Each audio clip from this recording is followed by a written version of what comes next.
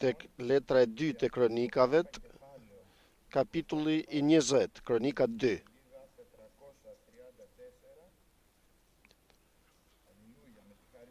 Me hirin e Zotit, kronika 2, kapitulli 20,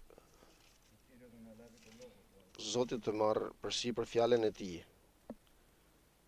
Kronika 2, kapitulli 20. Nga fillimi, mbas këtyre ngjarjeve ndodhi që bitë e Moabit, bitë e Amonit dhe të tjerë me ta së bashku me Amonitët erdhën të luftojnë kundër Jozafatit. Kështu erdhën disa të informonin Jozafatin duke thënë një shumicë e madhe është nisur kundër tejet që për te detit nga Siria. Ja tani ata janë në Hatsacon Thamar, që është En Gedi. Atëherë Jozafati u tremb dhe filloi të kërkoj Zotin dhe shpalli një agjerim të gjithë Judën. Gjithë ata të Judës u mblodhen për të kërkuar ndihmën e Zotit dhe nga të gjitha qytetet e Judës vinin për të kërkuar Zotin. Pastaj Jozafati u ngrit në këmbë në mes të asamblesë të Judës dhe të Jeruzalemit, në shtëpinë e Zotit përpara burrit të ri dhe tha: O Zot, Perëndi i etërve, a nuk je ti tani Perëndia që është në qiell, po ti sundon mbi gjithë mbretëritë e kombeve. Në duart e tua janë forca dhe fuqia, dhe nuk ka njeri që të mund të rezistojë. A nuk ke qenë ti Perëndia ynë, që ke dëbuar banorët e këtij vendi përpara popullit tënd të Izraelit, dhe ja ke dhënë për gjithnjë pasardhësve të mikut tënd Abrahamit. Ata kanë banuar aty dhe kanë ndërtuar një shejtënore për emrin tënd, duke thënë në rast se na goditet një fatkeqësi, shpata, gjykimi apo mortaja ose zia e bukës, ne do të paraqitemi përpara këtij tempullit dhe përpara tejet, sepse emri yt është në këtë tempull. Do të këllthasim ty nga fatkeqësia jon, ti do të na dëgjosh dhe do të na vish në ndihmë. Dhe ja tani bitë Amonit, të Moabit dhe ata të malit Seir, të territorin e të cilëve nuk e lejove Izraelin të hynte kur ata po dilin nga Egjipti, prandaj ata qëndruan larg tyre dhe nuk i shkatruan. Dhe ja tani ata shpërblejnë duke ardhur të na dëbojnë nga trashëgimia jote që na ke dhënë në zotërim. O Perëndia im, a nuk do t'i dënosh ata? Sepse ne jemi pa forcë përpara kësaj shumice të madhe që vjen kundër nesh, dhe nuk dim çfarë të bëjmë, por sytë tanë janë drejtuar te ti. Tani tërë burrat e Judës dhe fëmijët, bashkëshortet dhe bitë e tyre rrinin në këmbë përpara Zotit. Atëherë në mes të asamblesë, fryma e Zotit përfshiu Jahazielin, birin e Zakarias, birin e Benajahut, bir e Jejelit, birin e Metanjahut, një levit nga bitë e Asafit, dhe tha: Dëgjoni ju të gjithë nga Juda, ju banorë të Jeruzalemit dhe ti o mbret Jozafat, kështu ju thot Zoti: Mos keni frikë, mos u tronditni për shkak të kësaj shumice të madhe, sepse betejë nuk është e juaja, por e Perëndisë. Nesër hidhuni kundër tyre, ja, ata do të ngjiten në për të përpjetën e Cicit, dhe ju do t'i gjeni në skajnë e lunginës përmballë shkretirës së Jeruelit. Nuk do të jeni ju që do të luftoni në këtë betejë. Zini pozicion, qëndroni pa lëvizur dhe do të shihni lirimin e Zotit që është në ju. O Jud, o Jeruzalem, mos keni frikë dhe mos u tronditni, nesër do të dilni kundër tyre, sepse Zoti është me ju. Atëherë Jozafati uli për tokë fytyrën e tij, dhe tërë Juda dhe banorët e Jeruzalemit ranë përmbys përpara Zotit dhe adhuruan. Pastaj levitet, bitë e Kehathitëve dhe të Korahitëve u ngritën për të lëvduar me zë të lartë Zotin, Perëndinë e Izraelit. Mëngjesin vijues u quan shpejt dhe u nisën për të në shkretirën e Cekoas. Ndërsa po viheshin për rrugë, Jozafati duke qëndruar në këmbë tha: Dëgjomuni o Jud dhe ju banorët e Jeruzalemit. Besoni Zotin Perëndin tuaj dhe do të jeni të fortë. Besoni profetët e tij dhe do të keni mbarësi. Pastaj pasi u këshillua me popullin caktoi, ata që duhet të këndonin Zotit dhe duhet të lëvdonin për shkëlqimin e shetërisë së tij, ndërsa ecnin përpara ushtrisë dhe thonin: "Kremtoni Zotin sepse mirësia e tij zgjat për jetë." Kur ata filluan të këndojnë dhe të lëvdojnë, Zoti ngriti një prit kundër bijve të Amonit, të Moabit dhe të atyre të malit të Seirit që kishin ardhur kundër Judes dhe mbetën të mundur. Bijtë e Moabit dhe të Amonit u ngritën kundër banorëve të malit të Seirit për të realizuar shfarosjen dhe shkatërimin e tyre. Mbasi kryen shfarosjen e banorëve të Seirit, ndihmuan njëri tjetrën për të shkatëruar veten e tyre. Kështu kur ata të Judes arritën në lartësinë prej nga mund të këqyre i shkretira, u kthyen nga turma dhe ja nuk kishte veç se kufoma, të shtrira për tokë, asnjë nuk kishte shpëtuar. Atëherë Jozafati dhe njerëzit e tij shkuan për të marrë plaçkën e luftës midis tyre, gjetën një sasi të madhe pasurish mbi kufomat e tyre dhe sende me vlerë, morën për vete më tepër se sa mund t'i mbartnin. Ju deshen 3 ditë për të marrë plaçkën, aq shumë ishte ajo. Ditën e 4 u mblodhen në luginën e bekimit, ku bekuan Zotin, prandaj ky vend quhet lugina e bekimit edhe sot. Pastaj tërë njerëzit e Judes dhe të Jeruzalemit dhe Jozafati në krye u nisën me gëzim për të kryer në Jeruzalem, për të kthyer në Jeruzalem, sepse Zoti u kishte dhënë shkas të gëzohen mbi armiqtë e tyre. Kishte hyrë në Jeruzalem me harpa, me qeste dhe me bori dhe u drejtuan drejt shtëpisë të Zotit. Tmerri i Zotit ra mbi gjitha mbretëritë e vendeve të tjera, ku mësuan që Zoti kishte luftuar kundër armiqve të Izraelit. Mbretëria e Jozafatit që e qetë, Perëndia i tij i dha paqe rreth e qark. Amen, fjalës të Zotit.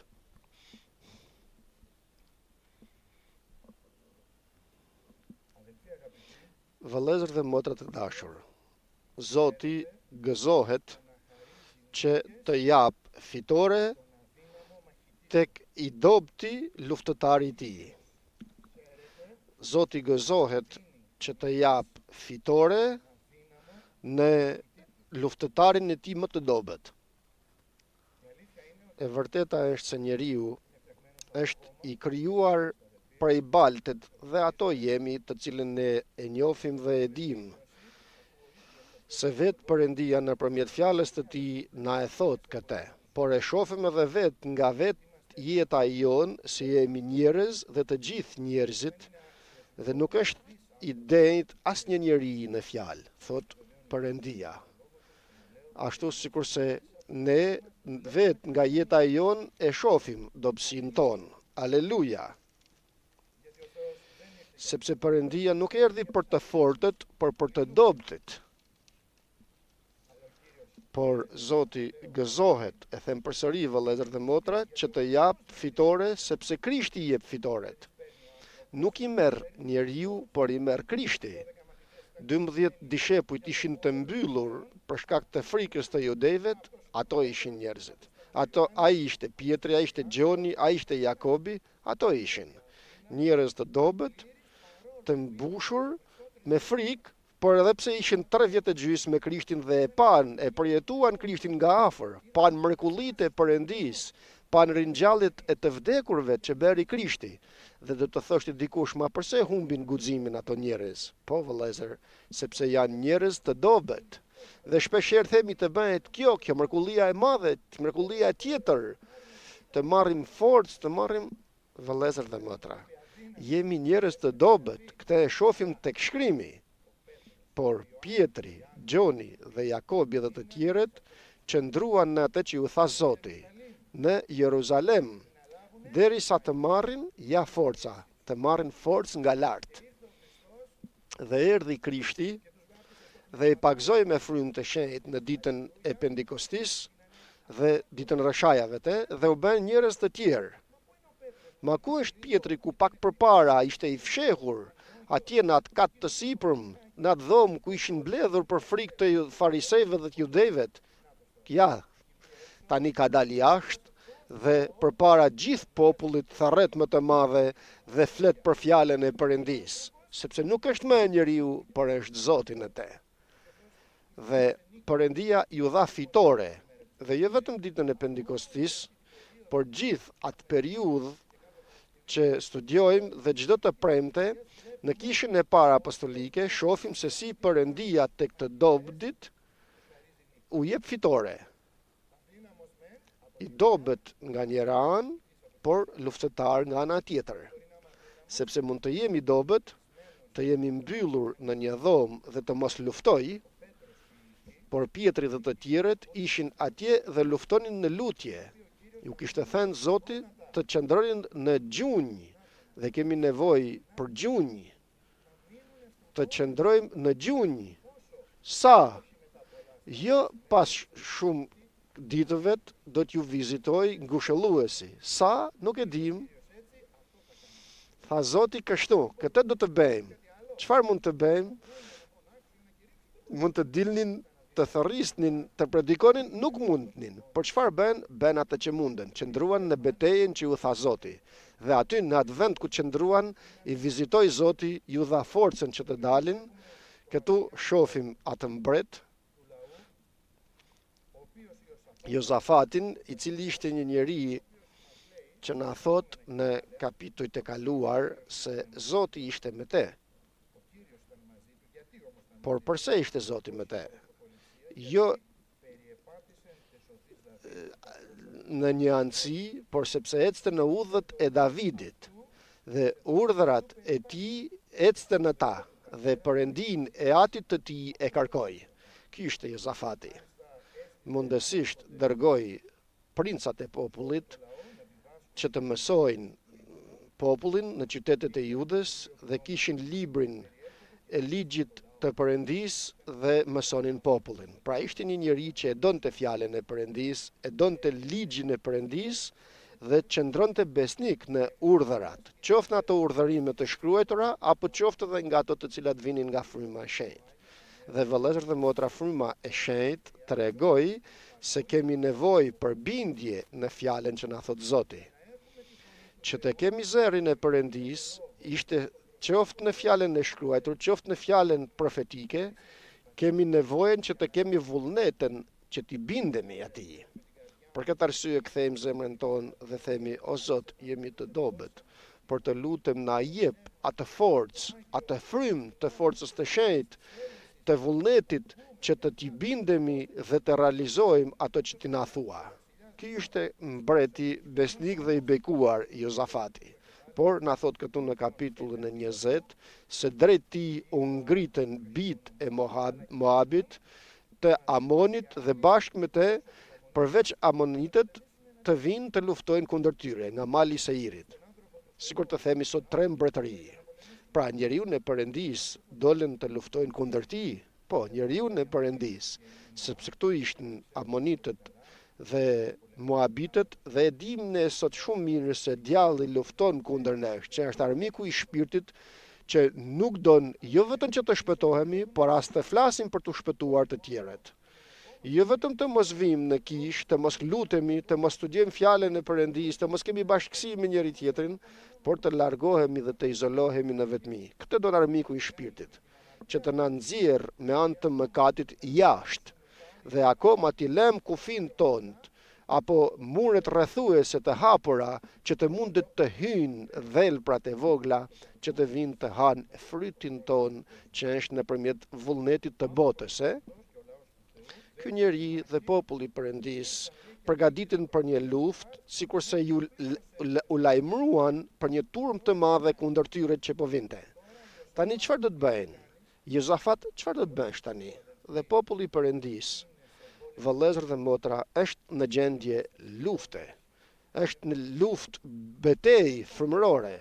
Nuk e shohim armikun e shpirtit, por mund të kuptojmë nëpërmjet lëvizjes të tij se ai lufton kundër nesh dhe lufton kundër nesh.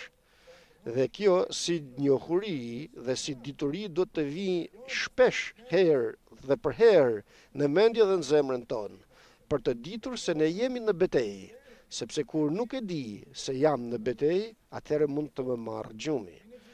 Të mos e kërkoj Perëndin, të mos i afrohem Perëndis dhe të mos bëj atë që Zoti don të bëj. Jozafati, duke dëgjuar këto lajme të këqija të kësaj ushtrie të madhe që po vinë kundër tij, nga që është njeri, ai e thot tek paragrafi i 3 se u tremb. Por mori një vendim të bukur, lexojmë nga paragrafi i 3, dhe u dha që të kërkoj Zotin. Mori një vendim të mirë në atë frikë që e mposhti, sikurse pa gjitha turm t'i vinte që t'i shkatrojnë përfundimisht popullin e Perëndis dhe Jeruzalemin, qytetin e Perëndis, në frikën e tij dhe në dobësinë e tij të plot, mori një vendim shumë të mirë. Çfarë? Të kërkoj Zotin dhe predikoi për agjerim. U mblodhen gjithë burrat e Judes, kërkuan ndihmë Perëndis dhe Jozafati qëndroi në atë asamble që u mblodhen atë ditë përpara popullit në shtëpinë e Zotit dhe tha në paragrafin e 6: O Zot, Perëndije e jetërve tanë, të kemi njohur o Zot në jetën tonë, të kemi parë të lavdishëm në jetën tonë. Ti je Perëndia që është në qiell, nuk je një Perëndi prej tokës, apo një Perëndi që nuk flet, apo një Perëndi që nuk vepron, nuk je një Perëndi i rrem, por je një Perëndi i vërtet, aleluja. Nuk je ti që sundon mbi gjithë mbretëritë e kombeve. Pra, a ka njeri, akoma qoftë mbret, që të mund të të kundërshtojë ty o Zot? A nuk janë në duart e tua forca dhe fuqia? Je i plot fuqishëm. Aleluja. E din shumë mirë Jozafati se Perëndia në të cilin beson dhe që shpreson në të është i plot fuqishëm, dhe se askush nuk ka mundësi të të rezistoj ty. Kush doli kundër Perëndis dhe doli fitimtare?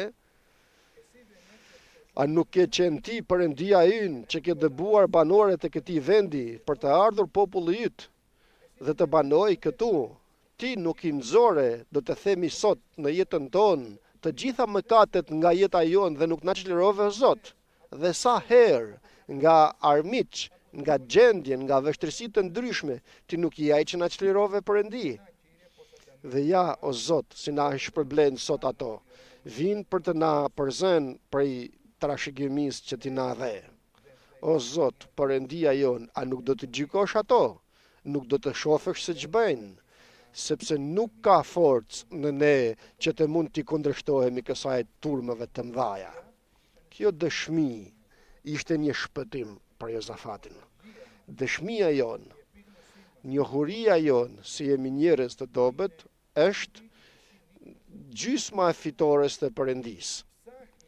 Kërkon Perëndia të gjej njerëz të dobët, jo mëkatar që t'i shpëtoj, por kërkon të gjej të dobët që nuk kanë forcë, që të mund të duket përfundimisht forca e Perëndis e përsosur.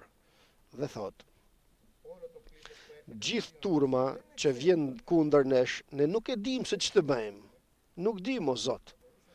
Do të mund të thoshte, dim o Zot çfarë të bëjmë. Jemi luftëtarë, kemi mënyra tona, na ke thënë kështu tjetrin, por nëse ke fjalë të Perëndis, amen. Por nga ana tjetër Jozafati kupton dhe pret të dëgjojë fjalën e Zotit. Kupton dobësinë e tij dhe nuk vën përpara mendimet e tij për vendos Zotin. Por drejt tejet janë kthyer sytë tonë Zot. E thot përpara gjithë popullit, mbreti, bashkë me popullin e Perëndis, qëndrojnë në atë vend me agjerim dhe lutje, me parulje dhe kthejnë shikimin e tyre drejt Zotit, të plotfuqishëm që t'i shpëtoj, dhe thot se sytë tonë janë drejtuar drejt tejet. Dhe atë moment që bëhet ajo lutje, vëllezër dhe motra, doli fryma e Zotit dhe zuri vend mbi profetin.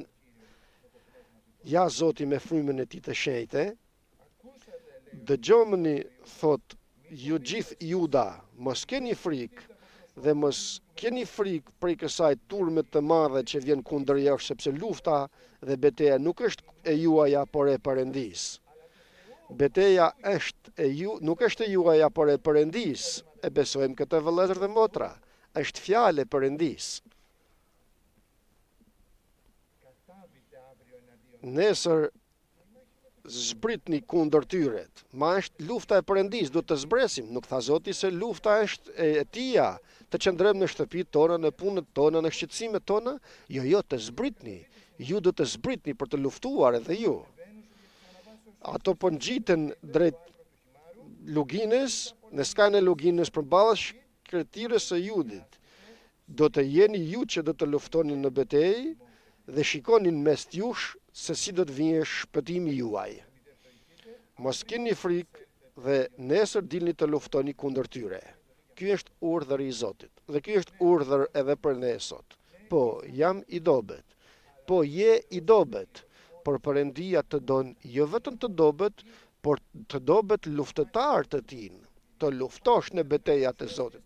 Të shkosh domethënë të paraqitesh në betejë. Të japësh praninë tënde atje, të shkosh në gjunjë, mos i lër gjunjët e tu, mos e lë lutjen tënde që i thua Zotit, atë që ja ke premtuar Perëndis. Të shkosh, sipas fjalës të Perëndis që i ke thënë Zot, dua të mbushëm me fjalën tënde dhe e ke lënë dhe e ke harruar. Shko përsëri, paraqitu, qëndro aty, në kishën e Zotit paraqitu, shko përsëri, ashtu sikurse në ditët e dikurshme. Eja përsëri, qëndro dhe do të shofësh se beteja do të jetë e Zotit dhe e frymës të shenjtë, por ti paraqitu atje. Dhe ashtu sikurse Jozafati doli dhe i gjithë populli i Judës ran dhe adhuruan Zotin. Çfarë bën? Morën armët, nxorën shpatat e tyre, mburojat e tyre, ushtat, për krenaret. E dini çfarë bën? E lexoja dhe lavderoja Zotin. Vazhduan të imnojnë Zotin, aleluja. Të imnojnë Perëndin. Cila është forca jote, o popull? Lavdërimi yt. Imnet e tua, brohoritja jote. Dhe duke u ngritur në mëngjes dolën drejt luginës të Jeruelit dhe qëndroi Jozafati duke thënë përpara popullit: besoni në Perëndinë e plotfuqishëm dhe do të jeni të fortë. Besoni në profetët dhe do të keni mbarësi. Besojmë në fjalën e Perëndis, vëllezër dhe motra. Besojmë në fjalën e frymës të shenjtë. Amen. Nuk i përçmojmë profecit, i dëgjojmë profecit dhe besojmë në profecit. Dhe thot, ashtu sikur se u bën kjo, pasi u këshillua me Perëndin, njeri i përulur, nuk thoshte do të bëj çmëtekët mua, por u këshillua me popullin, i urdhëroi psalmistët që t'i psalin Zotit imnet dhe të imnojnë madhështinë e shetërisë të tij dhe të shkojnë përpara ushtrisë dhe të lavderojnë Zotin, sepse mëshira e tij mbetet në përjetësi. Ma e pan atë që po bënte Perëndia, nuk e pan, për besuan fjalës të Perëndis. Dhe ne i besojmë fjalës të Zotit. Dhe sikur se psalnin dhe vazhduan mundësisht të imnojnë, sa po vazhduan të imnojnë, Zoti në atë moment bëri shpëtim të madh, sepse i solli gjithë kundërshtarët e tyre që të vriten me njëri tjetrin. Mes tyre, në momentin që këto populli Perëndis të imnojnë, dhe ne sot morëm një vendim të vazhdojmë të psalim poshtë, dhe në orën që do të imnojmë dhe t'i këndojmë Zotit dhe të lavderojmë Zotin, Zoti do të bëjë dhe të na jap fitore. Dhe sikur se vajtën dhe pan se çfarë u bën atë vend ku u vran me njëri tjetrin kundërshtarët e tyre, u mblodhen në luginën e bekimit. Përse u quajt lugina e bekimit? Sepse aty i bekoi Zoti. E quajtën luginën e bekimit deri më ditët e sotshme atë vend. Lavdëruan Perëndin sepse Zoti ju dha bekim. E dini, vëllezër dhe motra, se Perëndia jon kështu në këtë mënyrë vepron gjithmonë në shkrimin. Dua për pak të shohim psalmin tek psalmet 27, se çfarë bëri në Jozafatin dhe si e thot Davidi, një psalm mundësisht më pak se një psalm i plot na tregon atë që bëri Jozafati.